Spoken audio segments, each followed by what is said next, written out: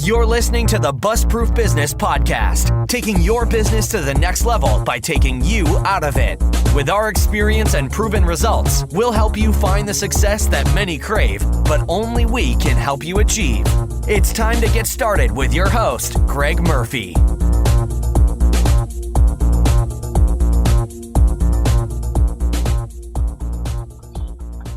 Hey guys, it's Greg Murphy, and today I wanted to talk to you about something weird that's been going on on Amazon for our account. So, you guys all know that Daddy Jeff Bezos runs our whole lives, right? Like, as Amazon sellers, that Daddy Bezos is the boss man, and that all of us that sell, if more than half your business is on Amazon, then we work for Daddy Bezos, which stinks because we all think that we're entrepreneurs. And to some extent we are. Like if you're only selling on a platform that's not yours, and the customers on Amazon are not ours, right? We don't even have access to their email. Unlike at least eBay, we have their email address. So they're really not our customers, and we basically have to do whatever Amazon says. And that's really clear when you start to have seller performance issues, which I don't know how many of you guys are just starting out, or if you've never had contact with the seller performance team, it really is sort of the black box of Amazon. And so what's happened is we opened a new Amazon account for our new bookstore, Murphy's, and we opened it a while ago, quite a long time ago. I can't remember exactly when, but what happened is that when we first opened Murphy's, it was just part of our overall business. And so we didn't have our own Amazon account. We would just take the books back from Murphy's to Murph Books and list them for sale on our account. And it got to be a hassle. And some other things happened after that. And then, so what I did is we created a brand new LLC, Murphy's Used Books LLC. And we also, a new address, we had a new bank account, new internet access, a new address, all that stuff, and set up this new account. Well, as you guys know, you're only supposed to have one account on Amazon, which, my LLC, as we all know, if you remember back from when Mitt Romney was running for president, that corporations are people, which that's funny, but if that's the only thing I remember from that whole campaign. And it's funny because, I have a background in economics, and as far as the law is concerned, businesses are people.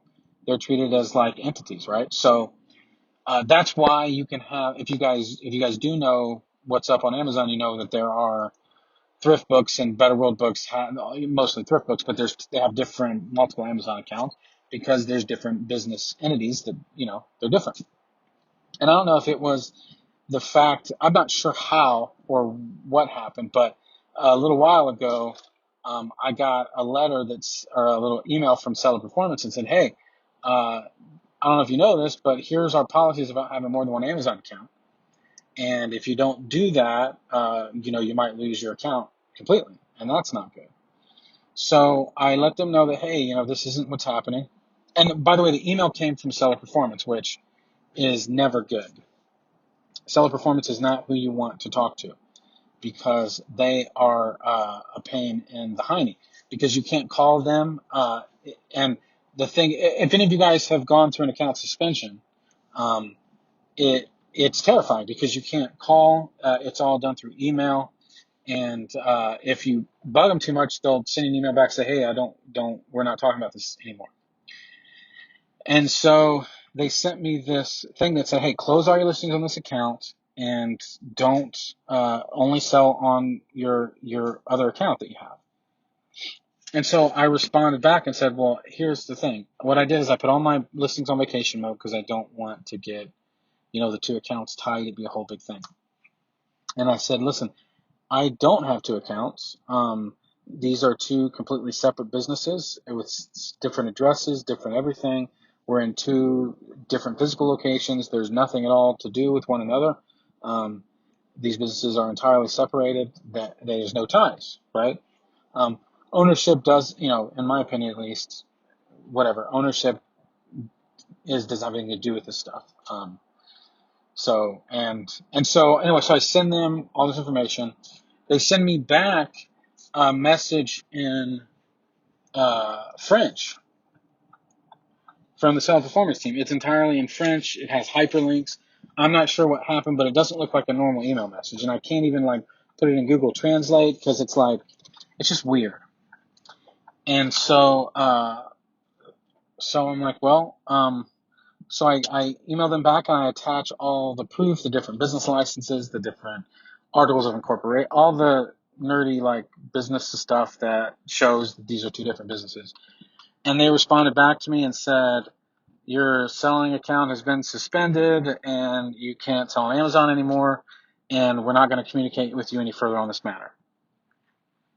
And that's a bummer.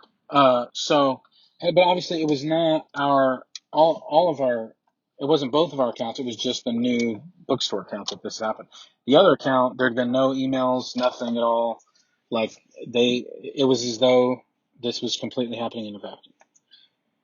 Which, as always with Amazon and Daddy Bezos, that happens a lot of time. There's lots of different hands that are not seeing what the other hands are doing.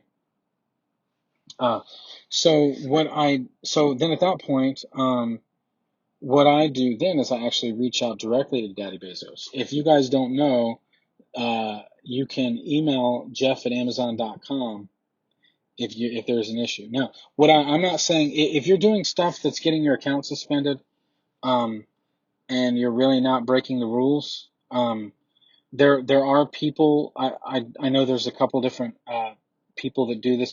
For right now, the only person that comes to my mind is Cynthia Stein. But I know that there's other people that do this as well, that do like get people's accounts reinstated. But this was not that. This was not that. This was just two completely different companies, and somehow they got. I still don't know to this day how it happened, because we used brand new computers. It was a different address, different internet service provider, all that stuff. I really don't have any idea how they linked the two accounts at all. But so I reached out to Daddy Bezos, Jeff@Amazon.com, and I got an email back that said, hey, it was still, and so I'm still in the middle of this as I'm talking to you guys about this now. It's not completely resolved, but I'm pretty sure that it's going to be fine. They sent me another email that said, hey, let us know why you have to have two Amazon accounts, and let us know all the stuff, and don't sell the same products on both accounts. And if you send us a letter telling us why, we'll look at it. And I'm about to compose this letter, but I'm trying to explain, like, first off, I don't have two Amazon accounts. These are two different businesses, completely separately and totally. But even so, like with a used book business, like the logistics doesn't make sense for shipping things back and forth. And how am I supposed to know what I have listed on one account versus the other? There's hundreds of thousands of listings happening, all the time. So it's really confusing, but that's what's going on today. And I want to try to continue to keep doing these short podcast episodes here. So hopefully you can see what's going on. This is sort of just a glimpse into what I'm working on a day-to-day basis. We're in addition to that, we're planning our birthday party for Murphy's Used Books this June. It's going to be pretty fun, and I can't wait to get into more of that. There's a little bit of drama today. We were talking about it, about there's some kids that have peanut allergies that are part of some of the groups, and we want to do popcorn. The popcorn machine, the popcorn that we bought it's this case where you cut, and then the popcorn and the peanut oil goes into the thing. We already spent all this money on this popcorn, and it was like, well, my kid can't come. And so it's like, well, I'm sorry, like that sucks, but we can't. Yeah. So, because we give away popcorn at our events, and the popcorn dust or whatever, and unfortunately, like it sucks, but I'm not gonna change everything based upon the fact that this, one or two kids aren't gonna be able to come. I'd like to if it wasn't that big of a deal, but we bought the machine and we bought all the supplies and everything, and everybody loves popcorn. So, I don't know. I feel weird about it, like I'm not being inclusive. But at the same time, we could take that a little bit to the extreme to where, we don't have any kind of food or water. I mean, you can go pretty crazy if you wanted to. Vegan, no GMO, no, what's the one that they got in each R where you can't eat wheat? Gluten-free. Anyway, now I'm just babbling. So, every Monday at 2 p.m. Eastern, we'll hear about it in the bumper on the way out too. But we have the Busproof Workshop. You can go to busproofworkshop.com, and you can sign up for the Crowdcast right now. Around 500 people are signed up. It's probably going to be quite a bit higher. We have about 40 people that show up live, and if you sign up, you have about we have the workshops up for at least 24 hours, and then after that they're taken down and archived. So yeah, but anyway, and we do that so you guys actually make the effort to actually go and watch them. So, all right, well, I will talk to you later, man. I don't know why I said man, that's weird. Yeah, I'll talk to you guys later. Bye-bye. That's all for this episode of the Busproof Business Podcast. Be sure to point your browser to busproofworkshop.com to sign up for our mailing list and to get your opportunity to enroll in one of our specialized seminars, guaranteeing you continued results in typical Busproof fashion. Thanks again for joining us. We look forward to taking your business to the next level right here on the Busproof Business Podcast.